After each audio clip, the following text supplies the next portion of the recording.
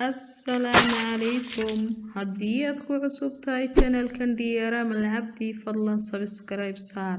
لسه برنامج يدا ويجي بهالمرهوية إيا دلان ما أنت برنامج كينو حكو سابسنان دونا سببها كينا مدلسني مدى حضابا هداد كيشي برنامج كان لايك هديت سؤال قبتنا كومنتيغا نوغو ريب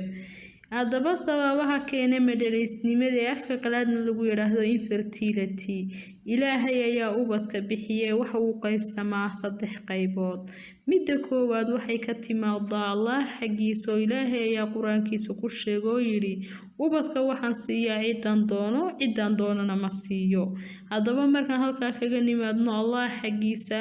waxaan ka hadlaynaa caafimaad ahaan maxaa sababa oo keena waxa badanaa keena xagga jir ahaaneed ama shucuur ahaaneed xagga maskaxda ayaa sababi karta madhalaysnimada waxa laga yaabaa inay dhibtu ka timaado xagga haweeneyda ama xagga ninka ama labadaba haddaba haweeneyda waxa ku sababi kara waxyaabo badan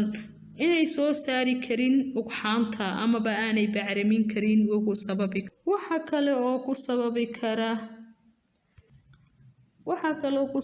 kara ama ka qayb qaadan kara inaanay haweeneydu si fiican u helin dhiigga caadada ama uu muddo dheer ka maqnaa oo khalkhal ku yimi khalkhal ama markaa lumay isku dheelitirkii waxa kale oo sababi kara xanuunada ku yimaada habdhiska difaaca ee jirka waxa kale oo ka qayb qaadan kara hormoonka loo yaqaan prolactin hormone ee soo saara caanaha naaska oo ku bata jirka haweeneyda wuxuu horseedi karaa dhibaatooyinka caadada taa macnaheeduna waxay tahay inaanay haweeneydu qaadi karin wax uura waxa kale oo sababi kara inaanay haweeneydu ay gashay qalliin miskaha ah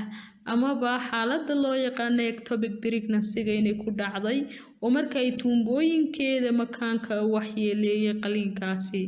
iyo ciladaha saameynta ku yeesha xubinta taranka sida kansarka ama buro ka soo baxday makaanka afkiisa ama gudihiisa ama haweeneydu inay qabto sonkor waa afka qalaad lagu yiraahdo diabetic ama ay sameyn jirtay jimicsi badan xilligii inanimadeeda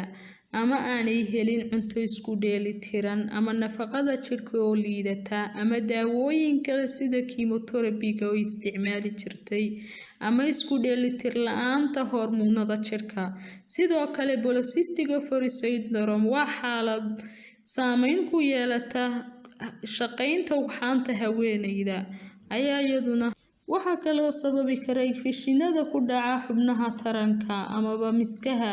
ee loo soo gaabiyo PID ama STDs oo macnaheedu tahay cudurrada ku faafa galmada ama qanjirka loo yaqaan thyroid-ka oo kor u kaca ama hoos u dhaca ayaa sababi kara oo ka qayb qaadan kara ama endometriosis waa cudur ku dhaca endometriumka qayb ka mid ah makaanka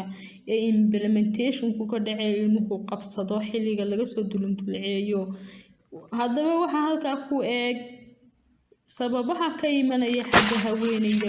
wiiga ku xiga waxaan ka hadli doonaa sababaha xagga ninka ka imanaya